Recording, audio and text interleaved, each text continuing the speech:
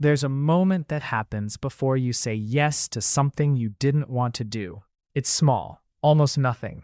Someone asks if you can help this weekend, or take on one more thing at work, or push back your own plans so theirs can fit better. And there's this flicker, barely a second long, where some part of you knows the true answer. Then it's gone, and you hear yourself say, "Yeah, sure, that's fine." Not because you were tricked, not because you didn't notice. You noticed immediately. You just moved past it so quickly that noticing didn't matter. Afterward, you don't feel angry, exactly. It's quieter than that. You feel it later, in the shower or driving home, replaying the conversation, editing the version of yourself who said no. You rehearse the sentence you didn't say. You imagine the calm way you could have said it. And somehow, even alone, even safe, you still can't quite picture saying it out loud. Most people assume this is just politeness, being easygoing, not making a big deal out of small things. But if you follow that feeling far enough back, past the moment, past the conversation, past the choice itself, it starts to look less like a personality trait and more like a pattern. Something learned early and practiced so often it stopped feeling like a decision at all, which raises a strange question. If agreeing feels uncomfortable, why does disagreeing feel worse? That's really the question underneath all of this. Not why are some people so agreeable, but something closer to what happens to a person who learns very early that peace is safer than truth. Because for some people, that lesson didn't come from books or conversations. It came from watching, from noticing what happened in the house when someone got upset, from learning without ever being told directly that calm was something you were responsible for maintaining. Psychologists sometimes describe this as fawning, a lesser-known cousin of fight, flight, and freeze. Instead of confronting a threat or escaping it, the nervous system learns a different move. Appease it, smooth it over, become whatever is needed so the moment doesn't escalate. It's not weakness, it's strategy. A very young, very intelligent strategy for staying safe in an environment where conflict felt unpredictable. The problem is, strategies don't always know when to retire. A response that once protected a child can quietly follow them into adulthood, long after the original danger is gone. So the adult version of that child grows up highly attuned to other people's moods, skilled at diffusing tension before it even forms, almost psychic about what others need. But ask them what they need, and there's a pause, a small hesitation, like reaching for a word in a language they haven't spoken in years. It would be easy to stop the explanation there. Difficult childhood, learned people-pleasing, simple cause and effect. But that isn't the whole story, because plenty of people who grew up in tense households become the opposite, loud, confrontational, unwilling to let anything go unsaid. So why do some children learn to disappear instead of push back? One possibility has less to do with fear itself and more to do with temperament, how sensitive a child's nervous system is to conflict in the first place.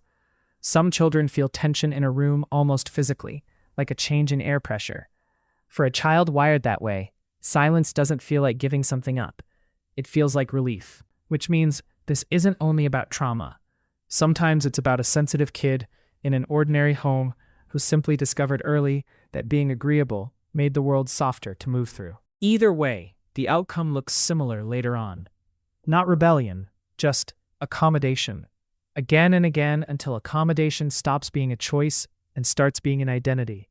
That's where something subtle happens. Something researchers touch on when they talk about the difference between authentic self and adapted self. The adapted self is the version shaped by what kept you safe, accepted, or loved as a child. Useful, cooperative, undemanding. The authentic self is what existed before all that shaping. Preferences, boundaries, wants that don't ask permission to exist. For the child who never argued, the adapted self usually wins, not because the authentic self disappears, but because it stops being practiced. And anything unpracticed for long enough starts to feel unfamiliar, even to the person it belongs to. So years later, when someone finally asks, "What do you actually want?" the question can feel oddly disorienting, not because the person doesn't care about their own life, but because some inner muscle for locating desire hasn't been exercised in a very long time. It would be easy to assume this eventually shows up as visible anger, but often it doesn't. Often, it shows up as exhaustion, a tiredness that doesn't match the size of the day, a relief at canceled plans that feels heavier than it should, a quiet, persistent sense of being slightly absent from your own life, present in the room, but not entirely in it. Some psychologists call this kind of prolonged self-suppression a form of emotional labor, not the loud kind, but the invisible kind, the constant, low-level calculation of what will keep things comfortable for everyone else. It rarely announces itself. It just accumulates. And maybe that's the part that goes unspoken the longest. Not the fear of conflict itself, but the fatigue of never fully putting it down. This doesn't explain everyone, of course. Some people who stayed quiet as children grow into adults who argue easily, who set boundaries without much struggle at all. Growth isn't uniform, and old patterns don't always hold their shape. But for the ones where it does linger, there's often a particular kind of loneliness in it.